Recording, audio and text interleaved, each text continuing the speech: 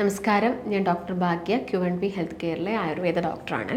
നെഞ്ചുവേദന വന്നിട്ട് അത് മനസ്സിലാവാതെ പോയിട്ട് പിന്നീട് അറ്റാക്കൊക്കെ വന്നിട്ട് ഒരുപാട് ബുദ്ധിമുട്ട് അനുഭവിച്ച ആളുകളുണ്ട്. അപ്പം നെഞ്ചുവേദന എന്തുകൊണ്ടാണ് വന്നത്? മേ ബി അത് ഗ്യാസ് കൊണ്ടായിരിക്കാം, ചിലപ്പം അത് അറ്റാക്കിൻ്റെ മുൻപായിട്ട് കാണിക്കുന്ന സിംറ്റമായിട്ട് ആയിരിക്കാം.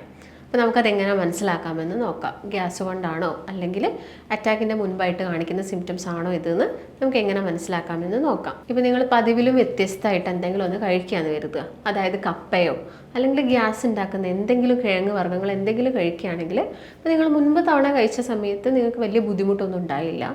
പക്ഷേ ഇത്തവണ കഴിച്ചപ്പോൾ എന്തായി, നിങ്ങൾക്ക് ഒരു വേദന വന്നു. അതും കഴിച്ചിട്ടൊരു ഗ്യാപ്പ് എടുത്തതിന് ശേഷം ഒരു സമയത്തിൻ്റെ ഡ്യൂറേഷനൊക്കെ വെച്ച് നോക്കണം. എടുത്തതിന് ശേഷം നിങ്ങൾക്ക് ആ ഒരു പെയിൻ വന്നിട്ടുണ്ടെങ്കിൽ നിങ്ങൾ ശ്രദ്ധിക്കണം. അതുപോലെ ചിലപ്പോൾ നിങ്ങൾക്ക് മുൻപ് കപ്പ കഴിച്ച സമയത്തും നെഞ്ചിൻ്റെ ഭാഗത്തുനിന്ന്, അതായത് ഒരു ഇടത് സൈഡിൽ നിന്നൊക്കെ ആയിട്ട് അല്ലെങ്കിൽ ഒരു മധ്യഭാഗത്തുനിന്ന് അല്ലെങ്കിൽ ഒരു ഇടത് ഭാഗത്തോട്ട് കൂടുതലായിട്ടും ആ ഒരു വേദന വന്നത് നിങ്ങൾ ശ്രദ്ധിച്ചിട്ടുണ്ടാവും. പക്ഷേ നിങ്ങളതിപ്പം വീട്ടിലുള്ള എന്തെങ്കിലും ഒരു ടിപ്പായിട്ട് നിങ്ങളിപ്പം ജീരകമോ അല്ലെങ്കിൽ ചൂടുവെള്ളമോ അങ്ങനെ എന്തെങ്കിലും കുടിച്ച സമയത്ത് അത് ഓക്കെ ആയി. അങ്ങനെയാണെങ്കിൽ വലിയ കുഴപ്പമില്ല. പക്ഷേ ഇത്തവണ നിങ്ങൾക്ക് വന്ന വേദന മുൻപ് വന്നതിനേക്കാളും വ്യത്യസ്തമായിട്ടാണ്. അല്ലെങ്കിൽ മുൻപ് കഴിച്ചിട്ടും വേദനയൊന്നും വന്നില്ല, പക്ഷെ ഇത്തവണ കഴിച്ചിട്ട് വേദന വന്നു. ഇത് നിങ്ങൾ ശ്രദ്ധിക്കേണ്ട ഒരു കാര്യമാണ്. അതുപോലെ തന്നെ ആ വേദനയുടെ കാഠിന്യം നോക്കണം. മുൻപ് കപ്പ കഴിച്ചപ്പം ഗ്യാസുമായിട്ട് ബന്ധപ്പെട്ട് ചെറിയ വേദന വന്നു, പക്ഷേ ഇത്തവണ വന്ന വേദന കുറച്ചും കൂടി സീവിയർ ആയിട്ടാണുള്ളത്. നല്ല ശക്തമായിട്ടുള്ള വേദനയാണ്, നിങ്ങൾക്കൊന്നും ചെയ്യാൻ പറ്റുന്നില്ല. ഈ ഒരു കാര്യം കൂടി ഉണ്ടെങ്കിൽ നിങ്ങൾ എന്താക്കണം, ശ്രദ്ധിക്കണം. അതുപോലെ തന്നെ ഇത് കാണിക്കുന്ന ലക്ഷണം, നിങ്ങൾ കഴിച്ച സമയവും അതുപോലെ തന്നെ ലക്ഷണം കാണിക്കുന്ന സമയവും തമ്മിലുള്ള ആ ഒരു ഡ്യൂറേഷൻ ഗ്യാപ്പ് നിങ്ങൾ നോക്കണം. അതായത് ഇപ്പോൾ നിങ്ങൾ തലേ ദിവസം ഒരു ഉച്ചയൊക്കെ ആയ സമയത്താണ് ഈ ഉരുളക്കിഴങ്ങോ അല്ലെങ്കിൽ കപ്പയോ അങ്ങനെ എന്തെങ്കിലും കഴിച്ചത്. പക്ഷേ നിങ്ങൾക്ക് ഈ ഒരു നെഞ്ചുവേദന വന്നത് അടുത്ത ദിവസം ഒരു ഉച്ചയ്ക്ക് ആവുന്ന സമയത്താണെങ്കിൽ നിങ്ങൾ ആ കഴിച്ച ഭക്ഷണം കൊണ്ടല്ല നിങ്ങൾക്ക് ആ വേദന വന്നിരിക്കുന്നത്. ആ സമയത്ത് നിങ്ങൾ പ്രോപ്പറായിട്ടുള്ള കെയർ എടുക്കണം.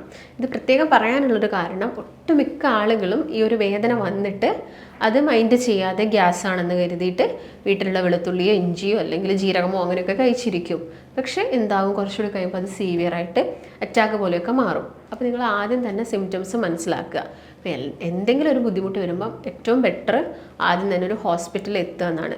പ്രത്യേകിച്ച് ഇപ്പോൾ അറ്റാക്കിൻ്റെ കേസൊക്കെ നോക്കുകയാണെങ്കിൽ 1 മണിക്കൂറിനുള്ളിൽ തന്നെ നമുക്കൊരു ആ ഒരു വ്യക്തിയെ ഹോസ്പിറ്റലിൽ എത്തിക്കാൻ കഴിയുന്നുണ്ടെങ്കിൽ ആളുടെ ജീവൻ നമുക്ക് രക്ഷിക്കാനാവും. ഇല്ലെങ്കിൽ ഈ ഹൃദയപേശികൾക്കൊക്കെ തകരാറ് സംഭവിക്കും, അവിടേക്കുള്ള പമ്പിങ് കുറയാം, അല്ലെങ്കിൽ BP വേരിയേഷൻസ് വരാം. ഇതിൻ്റെ ഭാഗമായിട്ട് എന്താവാം, അറ്റാക്കൊക്കെ വരാം.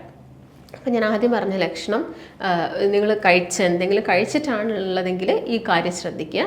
പിന്നെ രണ്ടാമതായിട്ട് ശ്രദ്ധിക്കേണ്ടത്, മുൻപ് വന്ന വേദനയെക്കാളും വ്യത്യസ്തമായിട്ടുണ്ട്, അത് ക്രമാതീതമായിട്ട് കൂടി വരുന്നുണ്ട്. അതായത് വല്ലാത്ത അസ്വസ്ഥതയും ബുദ്ധിമുട്ട് വരിക, ആ ഒരു വേദന ഒരു മധ്യഭാഗത്തുനിന്ന്, നമ്മുടെ നെഞ്ചിൻ്റെ ഒരു മധ്യഭാഗത്തുനിന്ന് ഇടത് സൈഡിലോട്ട് കൂടുതലായിട്ടും വരിക, ഇടത് കൈകളിലോട്ട് വരിക, അതുപോലെ തന്നെ പുറവശത്തേക്ക് വേദന വരിക, താടിയലിലോട്ട് വേദന പോവുക. ഇങ്ങനെയുള്ളൊരു കണ്ടീഷനാണെങ്കിൽ നമ്മൾ എന്താക്കണം, ശ്രദ്ധിക്കണം. അല്ലെങ്കിൽ നിങ്ങൾ നന്നായിട്ടൊന്ന് നടക്കുന്ന സമയത്ത് വേദന കൂടുക, ഓടുമ്പോൾ കൂടുക, അല്ലെങ്കിൽ ഒന്ന് കുനിയുന്ന സമയത്ത്, സ്റ്റെപ്പ് കയറുന്ന സമയത്തൊക്കെ ഈ ബുദ്ധിമുട്ട് കൂടുന്നുണ്ടെങ്കിൽ ഉടൻ തന്നെ എന്ത് ചെയ്യണം, ഒരു ഹോസ്പിറ്റലിൽ എത്തിക്കാൻ വേണ്ടിയിട്ട് ശ്രദ്ധിക്കണം. അതുപോലെ തന്നെ ഇതിൻ്റെ കൂടെ തന്നെ നമുക്ക് ശരീരം പെട്ടെന്ന് വല്ലാതെ വിയർക്കുക, അല്ലെങ്കിൽ നിങ്ങളുടെ ശരീരത്തിന് വല്ലാത്തൊരു ഷിവറിങ്, വല്ലാതെ കൈകാലുകളൊക്കെ വിറയ്ക്കാൻ തുടങ്ങുക, നിങ്ങൾക്ക് വല്ലാത്ത ക്ഷീണം, ഒന്നും ചെയ്യാൻ പറ്റുന്നില്ല, ഛർദ്ദിക്കാൻ, ചില ആളുകൾ ഛർദ്ദിക്കാം, ആ ഒരു സമയത്ത് ഛർദ്ദിക്കാനുള്ള ചാൻസസ് ഉണ്ട്. ചില ആളുകൾക്ക് ഓക്കാനായിട്ട് വരാം, അല്ലെങ്കിൽ തലയ്ക്കൊരു ഹെവിനെസ് ആയിട്ട് വരാം, അല്ലെങ്കിൽ വയറ് വീർത്ത് വരിക, കണ്ണിലോട്ട് ഇരുട്ട് കയറുക. ഇതിനുള്ള സിംറ്റംസ് ഒക്കെ ആളുകൾ കാണുകയാണെങ്കിൽ ആ ടൈമിൽ തന്നെ നിങ്ങൾ മാക്സിമം എത്രയും പെട്ടെന്ന് എന്ത് ചെയ്യാം, ഹോസ്പിറ്റലിൽ എത്തിക്കാൻ വേണ്ടിയിട്ട് ശ്രദ്ധിക്കാം. ഈ ഒരു കാര്യമാണ് മെയിനായിട്ട്. അതായത് നമുക്കൊരു ഉൾഭയമാണ് ഈ ഒരു സമയത്ത് ഉണ്ടാവുക. ആ ഒരു വ്യക്തിക്ക് പോലും അറിയാൻ പറ്റില്ല അത് അറ്റാക്കാണ്. ഓക്കെ, നമുക്കിപ്പോൾ എന്തെങ്കിലും ഒരു സിംറ്റംസ്, ഫാറ്റി ലിവർ പോലുള്ള അസുഖമൊക്കെ ആണെങ്കിൽ നമുക്ക് ഇങ്ങനത്തെ കാര്യങ്ങളൊക്കെ ചെയ്താൽ എന്താവും, സിംറ്റംസ് ഒക്കെ നമുക്ക് അറിയെങ്കിൽ, അല്ലെങ്കിൽ നമുക്ക് ബുദ്ധിമുട്ട് വന്നാലും ബ്ലഡ് ടെസ്റ്റ് ചെയ്താൽ നമുക്ക് മനസ്സിലായാലും പിന്നെ നമുക്കത് കൺട്രോൾ ചെയ്തിട്ട് പോവാം. പക്ഷെ അറ്റാക്ക് വരുന്ന സമയത്ത് കുറച്ച് മുൻപ് മാത്രമേ, ആ നിമിഷങ്ങൾക്ക് മുൻപ് മാത്രമേ നമുക്ക് ആ ഒരു വെപ്രാളവും ആ ഒരു ഉൾഭയവും പരവേശവും ഒക്കെ തോന്നുള്ളൂ. അപ്പോൾ എന്താണെങ്കിലും ഈ ഒരു കാലഘട്ടത്തിൽ നോക്കുകയാണെങ്കിൽ ഇതൊരുപാട് കൂടിയിരിക്കുന്നുണ്ട്. ഇന്ത്യയിൽ തന്നെ ഈ ഒരു ഹാർട്ട് അറ്റാക്ക് വന്ന് മരിക്കുന്ന ആളുകൾ 1,00,000-ലധികം ആളുകൾ വന്ന് മരിക്കുന്നുണ്ട്. ഇപ്പം മുൻപത്തെ കാലത്തൊക്കെ നോക്കുകയാണെങ്കിൽ ഒരു 60 വയസ്സ് കഴിഞ്ഞാൽ അല്ലെങ്കിൽ ഒരു 55 വയസ്സ് കഴിഞ്ഞാലൊക്കെ അറ്റാക്ക് വന്ന്, അതും വളരെ റെയറായിട്ട് മാത്രമേ ആൾക്കാർ മരിക്കാറുള്ളായിരുന്നു. പക്ഷേ ഇന്നിപ്പം ഒരു സ്കൂൾ പഠിക്കുന്ന കുട്ടികളെങ്കിലും കുഴഞ്ഞു വീണ് മരിച്ചു, അറ്റാക്ക് വന്ന് മരിച്ചു, എന്നൊക്കെ നമ്മൾ കേൾക്കാറുണ്ട്. അതിനുള്ളൊരു കാരണം എന്താണ്? ജീവിതശൈലിയിൽ വന്ന മാറ്റങ്ങൾ തന്നെയാണ്. അപ്പം ഈ ഒരു കണ്ടീഷൻ വരുന്ന സമയത്ത് നിങ്ങൾ ഈ കാര്യങ്ങളൊക്കെ ശ്രദ്ധിക്കണം. അതുപോലെ തന്നെ മാക്സിമം നമ്മൾ ഇങ്ങനെ ഒരു കണ്ടീഷൻ വരാതെയാണ് നോക്കേണ്ടത്. അപ്പം എന്താണ് ഹൃദയാഘാതം എന്ന് ചോദിച്ചാൽ, നമ്മുടെ ഹൃദയത്തിലോട്ട് പോകുന്ന രക്തക്കുഴലുകളിൽ എന്തെങ്കിലും ഒരു ബ്ലോക്ക് വന്നാൽ അവിടേക്ക് എന്ത് നടക്കില്ല, പമ്പിങ് നടക്കില്ല. അതിൻ്റെ ഭാഗമായിട്ട് എന്ത് വരാം? ഹാർട്ട് അറ്റാക്ക് വരാം. ഇതാണ് ഹാർട്ട് അറ്റാക്ക് എന്ന് പറയുന്നത്. ലക്ഷണങ്ങളൊക്കെ ഞാൻ നേരത്തെ പറഞ്ഞു കഴിഞ്ഞു. ഈ കാര്യങ്ങളൊക്കെ നിങ്ങൾ പ്രത്യേകം ശ്രദ്ധിക്കണം. പിന്നെ നിങ്ങൾ ശ്രദ്ധിക്കേണ്ട ഒരു കാര്യം എന്ന് പറയുന്നത് എന്താണ്? നമ്മുടെ ജീവിതശൈലിയിൽ വരേണ്ട മാറ്റങ്ങളാണ്. അപ്പോൾ നമുക്ക് നോക്കാം നമ്മൾ എന്തൊക്കെ മാറ്റങ്ങൾ വരുത്തണം ഈ ഒരു കണ്ടീഷൻ വരാതിരിക്കാൻ വേണ്ടിയിട്ട്. അപ്പോൾ ഒരു തവണ നിങ്ങൾക്ക് വന്നെങ്കിലും പിന്നെയും നമ്മൾ എന്ത് ചെയ്യണം? അത് നന്നായിട്ട് കൺട്രോൾ ചെയ്ത് പോകണം. പിന്നെയും നമ്മൾ ഭക്ഷണമൊന്നും ശ്രദ്ധിക്കുന്നില്ല, പ്രോപ്പറായിട്ടുള്ള വ്യായാമം ഒന്നും എടുക്കുന്നില്ലെങ്കിൽ ഈ ഒരു കണ്ടീഷൻ എന്താവും? വീണ്ടും വേസ്റ്റ് ആവാം, മരണം വരെ സംഭവിക്കാം. അത്രയും നമ്മൾ പേടിക്കുന്ന ഒരു അസുഖമാണ് എന്ത്? ഹാർട്ട് അറ്റാക്ക് എന്ന് പറയുന്നത്. അതായത് നമുക്ക് എല്ലാവർക്കും ഞാൻ നേരത്തെ പറഞ്ഞ പോലെ തന്നെ ഒരു ഉൾഭയമാണ് ആ ഒരു സമയത്ത് വരുന്നത്. അപ്പം അതില്ലാതിരിക്കാൻ വേണ്ടിയിട്ട് നമ്മൾ ഒരുപാട് കാര്യങ്ങൾ ശ്രദ്ധിക്കേണ്ടതുണ്ട്. അതെന്തൊക്കെയാണെന്ന് നോക്കാം. എന്തൊക്കെ കാരണങ്ങൾ കൊണ്ടാണ് ഇങ്ങനെ അറ്റാക്ക് വരുന്നത്? ഞാൻ പറഞ്ഞു ജീവിതശൈലിയിൽ വന്ന മാറ്റങ്ങളാണെന്ന്. അതായത് ഒരു സെഡൻറ്ററി ലൈഫ് സ്റ്റൈലിലോട്ട് പോകുന്ന ആളുകളിൽ, ചെറുപ്പക്കാരിലാണ് ഇപ്പോൾ ഏറ്റവും കൂടുതൽ കണ്ടുവരുന്നത്. എന്തുകൊണ്ടാണ്? ഒട്ടുമിക്ക ആളുകളുടെ ഒരു ജോബ് ടൈപ്പ് എന്ന് പറയുന്നത് ഇപ്പം വെയിൽ കൊള്ളാതെ പുറത്തൂടെ ഒന്ന് ജസ്റ്റ് നടക്കാതെ എപ്പോഴും ഇങ്ങനെ ഇരുന്നു കൊണ്ട് എന്തെങ്കിലും ഒരു കമ്പ്യൂട്ടറിൻ്റെ മുൻപിലോ അങ്ങനെയൊക്കെ ഉള്ളൊരു ജോലിയാണ് ആളുകൾ ഇപ്പം കൂടുതലായിട്ട് എന്ത് ചെയ്യുന്നത്? സെലക്ട് ചെയ്യുന്നത് തന്നെ. അതുകൊണ്ട് മേലിറങ്ങിയിട്ടുള്ള ജോലികളൊക്കെ ഒരുപാട് കുറവാണ്. നിങ്ങൾ അങ്ങനെ ഇപ്പം ജോലികൾ നിങ്ങൾ ചെയ്യുന്നുണ്ടെങ്കിലും ഓക്കെ, നമുക്കത് ചെയ്യേണ്ടി വരുന്നതായിരിക്കാം.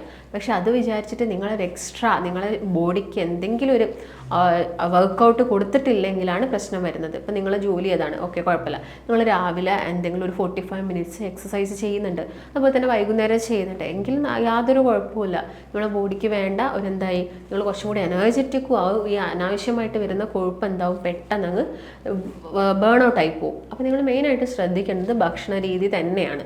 അതായത് ഒരുപാടായിട്ട് ഈ ഹോട്ടൽ ഫുഡിനെ ഡിപ്പെൻഡ് ചെയ്യുക, അതുപോലെ തന്നെ ഒരുപാടായിട്ട് അന്നജം കഴിക്കുക, അന്നജം അടങ്ങിയിട്ടുള്ള ഭക്ഷണങ്ങൾ കഴിക്കുക, അതുപോലെ തന്നെ ഒരുപാടായിട്ട് ഷുഗർ കണ്ടൻറ്റ് കൂടുതലുള്ള ഭക്ഷണങ്ങൾ കഴിക്കുക. ഈ 3 കാറ്റഗറിയാണ് നിങ്ങൾ ശ്രദ്ധിക്കേണ്ടത്. അത് വിചാരിച്ചിട്ട് നിങ്ങൾ കംപ്ലീറ്റ് ആയിട്ടോ എല്ലാം ഒഴിവാക്കണം എന്നല്ല. അതിന് എന്താണ് സപ്ലിമെൻറ്റ്സ്, അതായത് ഇപ്പോൾ നിങ്ങളിപ്പോൾ തീരെ ഒന്നും കഴിക്കുന്നില്ല, അപ്പം ഫിഷ് കഴിക്കുന്നില്ല, നോൺ വെജ് ഐറ്റംസ് ഒന്നും കഴിക്കുന്നില്ല, അപ്പോൾ അതിന് എന്തെങ്കിലും പകരം വേറെ എന്തെങ്കിലും വേണ്ടേ? അപ്പോൾ അതൊക്കെ നിങ്ങൾ ശ്രദ്ധിക്കണം. കാരണം നമ്മളെ ബോഡിക്ക് മറ്റുള്ള ഫങ്ഷൻസ് ചെയ്യാൻ എല്ലാം വേണം. പ്രോട്ടീൻസ് വേണം, കാർബ്സ് വേണം, അതുപോലെ തന്നെ ഫാറ്റ് വേണം. അപ്പോൾ നമുക്ക് കംപ്ലീറ്റ് ആയിട്ട് എല്ലാം ഒഴിവാക്കാൻ പറ്റില്ല. നമ്മളെ ബോഡിയുടെ ഘടന അനുസരിച്ചിട്ട് നമ്മൾ ഭക്ഷണത്തിൽ എന്ത് ചെയ്യണം? ക്രമീകരണങ്ങൾ വരുത്തേണ്ടതുണ്ട്. അപ്പോൾ ഞാൻ ആദ്യം തന്നെ പറഞ്ഞത് നല്ലൊരു വ്യായാമമാണ്. അതായത് ഒരു നല്ലൊരു കാർഡിയാക് ഇതന്നെ വർക്കൗട്ട് തന്നെ ചെയ്യാൻ വേണ്ടിയിട്ട് ശ്രദ്ധിക്കുക. അതായത് ഒരു 45 മിനിറ്റ് എന്താണെങ്കിലും നിങ്ങൾ 45 മിനിറ്റ് ഇപ്പം ജോഗിങ് ആയിക്കോട്ടെ, ഇല്ലെങ്കിൽ എന്തെങ്കിലും സ്വിമ്മിങ് ആയിക്കോട്ടെ, സൈക്ലിംഗ് ആയിക്കോട്ടെ, ഇങ്ങനെയുള്ള ഏതെങ്കിലും ഒരു നല്ല വർക്കൗട്ട് ചെയ്യാൻ വേണ്ടി ശ്രദ്ധിക്കുക. പിന്നെ ഭക്ഷണത്തിൽ തന്നെ ഫാസ്റ്റ് ഫുഡ്, ഇപ്പം നിങ്ങൾക്ക് ഫ്രൈഡ് ഐറ്റംസ് എപ്പോഴെങ്കിലുമൊക്കെ കഴിച്ചുകൊണ്ട് വലിയ പ്രശ്നമൊന്നുമില്ല. പക്ഷേ എപ്പോഴും കഴിക്കുക, എല്ലാ ദിവസവും ഒരുപാട് ക്വാണ്ടിറ്റി കഴിക്കുന്ന സമയത്ത് മാത്രമേ ബുദ്ധിമുട്ട് വരുന്നുള്ളൂ. നിങ്ങൾ അതിനനുസരിച്ചുള്ള വർക്കൗട്ട് ചെയ്യുന്നുണ്ടെങ്കിൽ വലിയ കുഴപ്പമില്ല. അതുപോലെ തന്നെ നമ്മുടെ ശരീരത്തിൽ നല്ല കൊഴുപ്പുകൾ ഒരുപാട് വേണം. ഇപ്പം കൊളസ്ട്രോൾ കൂടുന്ന സമയത്ത് അറ്റാക്ക് വരാനുള്ള ചാൻസസ് ഉണ്ട്. കാരണം എന്താണ്? നമ്മുടെ ശരീരത്തിന് വേണ്ടാത്ത കൊഴുപ്പ് ഒരുപാട് കഴിക്കുന്നത് കൊണ്ടാണ്. അതിന് പകരം നല്ല കൊഴുപ്പ് നമ്മുടെ ശരീരത്തിൽ നന്നായിട്ട് ഇൻക്ലൂഡ് ചെയ്യാൻ വേണ്ടിയിട്ട് ശ്രദ്ധിക്കുക. അതുപോലെ തന്നെ നമ്മുടെ ഗട്ട് ഹെൽത്തൊക്കെ എപ്പോഴും എന്ത് ചെയ്യാൻ വേണ്ടിയിട്ട് പ്രോപ്പറായിട്ട് കൊണ്ടുപോകാനും കൂടി ശ്രദ്ധിക്കാം. നന്നായിട്ട് വെള്ളം കുടിക്കുക. അതുപോലെ തന്നെ ഇപ്പം നട്ട്സൊക്കെ ആണെങ്കിൽ നമുക്ക് ഡെയിലി കഴിക്കണം. നിലക്കടല ആയിക്കോട്ടെ, ബദാം ആയിക്കോട്ടെ, ഇങ്ങനെയുള്ള നട്ട്സുകളൊക്കെ ഡെയിലി എന്ത് ചെയ്യുക? എടുക്കാൻ വേണ്ടിയിട്ട് ശ്രദ്ധിക്കുക. അതൊക്കെ ഒരു പരിധി വരെ, അളവിൽ കൂടാതിരുന്നാൽ മാത്രം മതി. അതുപോലെ തന്നെ ഇപ്പോൾ ഫിഷിൻ്റെ കേസ് നോക്കുകയാണെങ്കിൽ ചെറു മത്സ്യങ്ങൾ ധാരാളമായിട്ട് കഴിക്കുക. അപ്പോൾ മത്തി, അയില ഇങ്ങനെയുള്ള കുഞ്ഞു കുഞ്ഞു മത്സ്യങ്ങൾ ഒമേഗ 3 ഫാറ്റി ആസിഡ്സ് തരും. അപ്പോൾ അതിന് വേണ്ടിയിട്ട് അതൊക്കെ കഴിക്കുക. പിന്നെ ഭക്ഷണത്തിൽ ആൻറ്റി ഓക്സിഡൻസ് ഒക്കെ ധാരാളം ഉൾപ്പെടുത്തുക. അതായത് ഇഞ്ചി, മഞ്ഞൾ, ചെറുനാരങ്ങ, വെളുത്തുള്ളി ഇതൊക്കെ നന്നായിട്ട് ഇൻക്ലൂഡ് ചെയ്യുക. കറിവേപ്പിലൊക്കെ നന്നായിട്ട് ചവച്ചരച്ച് കഴിക്കാൻ വേണ്ടി ശ്രദ്ധിക്കുക. നന്നായിട്ട് ഇലക്കറികളൊക്കെ നമ്മുടെ ഭക്ഷണത്തിൽ മാക്സിമം ഇൻക്ലൂഡ് ചെയ്യുക. ഈ ഫാസ്റ്റ് ഫുഡൊക്കെ കുറച്ചുകൊണ്ട് വരിക. നിങ്ങൾ ഒക്കേഷണലി കഴിക്കുന്നതുകൊണ്ട് പ്രശ്നമൊന്നുമില്ല. പിന്നെ എപ്പോഴും എന്ത് ചെയ്യുക? മോണിറ്റർ ചെയ്യുക. നിങ്ങളെ കൊളസ്ട്രോൾ, അതുപോലെ തന്നെ ബ്ലഡ് ഷുഗർ ഇങ്ങനെയുള്ള കാര്യങ്ങളൊക്കെ എപ്പോഴും ചെക്ക് ചെയ്യുക. അതുപോലെ തന്നെ ഭക്ഷണത്തിൽ ഓവറായിട്ട് ഉപ്പ് ഓവറായിട്ട് കഴിക്കുന്ന ആളുകളാണെങ്കിൽ അതൊക്കെ ഒന്ന് കുറച്ചുകൊണ്ട് വരാൻ വേണ്ടിയിട്ട് ശ്രദ്ധിക്കുക. പിന്നെ നന്നായിട്ട് എന്ത് ചെയ്യാം? വെജിറ്റബിൾസ് ഫുഡിൽ ഇൻക്ലൂഡ് ചെയ്യാൻ വേണ്ടിയിട്ട് ശ്രദ്ധിക്കുക. വെജിറ്റബിൾസ് എന്ന് പറയുമ്പോൾ നിങ്ങളത് കുക്ക് ചെയ്ത് കഴിക്കുകയാണെങ്കിൽ ഏറ്റവും നല്ലതാണ്. അതുപോലെ തന്നെ ഞാൻ പറഞ്ഞ പോലെ തന്നെ ഒരു 6 മന്ത് കൂടുന്ന സമയത്ത് അല്ലെങ്കിൽ ഒരു 3 മന്ത് കൂടുന്ന സമയത്ത് നമ്മളെ ബ്ലഡ് റൂട്ടീൻസ് കാര്യങ്ങളൊക്കെ ചെക്ക് ചെയ്തിട്ട് എല്ലാം നോർമലാണോ, creatinine, uric acid, cholesterol, lipid profile എന്ന് നോക്കുക. അതുപോലെ തന്നെ ഒരു 1 ഇയറിലൊക്കെ എന്ത് ചെയ്യുക, ഫുൾ ബോഡി ചെക്കപ്പ് ചെയ്യാം, USG സ്കാനിങ് നോക്കുക, നമ്മുടെ എല്ലാത്തിൻ്റെയും ഹാർട്ടിൻ്റെ ഹെൽത്ത്, അതുപോലെ തന്നെ ECG ചെക്ക് ചെയ്തിട്ട് നമ്മുടെ ഹാർട്ടിൻ്റെ ഹെൽത്ത് നോക്കുക. അങ്ങനെയുള്ള USG നോക്കുകയാണെങ്കിൽ നമ്മുടെ കിഡ്നി, ലിവർ, അങ്ങനെയുള്ള ഓർഗൻസിൻ്റെ ഒക്കെ ഹെൽത്ത് നമുക്ക് എന്ത് ചെയ്യാൻ പറ്റും, മനസ്സിലാക്കാൻ പറ്റും. ഈ കാര്യങ്ങളൊക്കെ എന്ത് ചെയ്താൽ ശ്രദ്ധിക്കുകയാണെങ്കിൽ തന്നെ നമുക്ക് ഇങ്ങനെയുള്ള അസുഖങ്ങളൊക്കെ വരുന്നത് നമുക്ക് പ്രിവെൻറ്റ് ചെയ്യാൻ പറ്റും. അപ്പം ഭക്ഷണത്തിലും ശ്രദ്ധിക്കുക, എക്സസൈസ് ചെയ്യുക, പിന്നെ ഒരു 6 മന്ത് കൂടുന്ന സമയത്തൊക്കെ ബ്ലഡ് ചെക്കപ്പും കാര്യങ്ങളൊക്കെ ചെയ്യുക. അങ്ങനെയാണെങ്കിൽ ഇങ്ങനെയുള്ള കണ്ടീഷൻസ് നമുക്ക് ആദ്യം തന്നെ മനസ്സിലാക്കാനും അതിന് വേണ്ടിയിട്ടുള്ള പ്രിവെൻറ്റീവ് കാര്യങ്ങളൊക്കെ ചെയ്യാനും സാധിക്കും. അപ്പോൾ നിങ്ങൾക്ക് എന്തെങ്കിലും സംശയങ്ങളോ കാര്യങ്ങളോ ഉണ്ടെങ്കിൽ താഴെ കാണുന്ന നമ്പറുമായിട്ട് ബന്ധപ്പെടുക. നമുക്ക് മറ്റൊരു നല്ല ഹെൽത്ത് ടോപ്പിക്കായിട്ട് വീണ്ടും കാണാം. നന്ദി.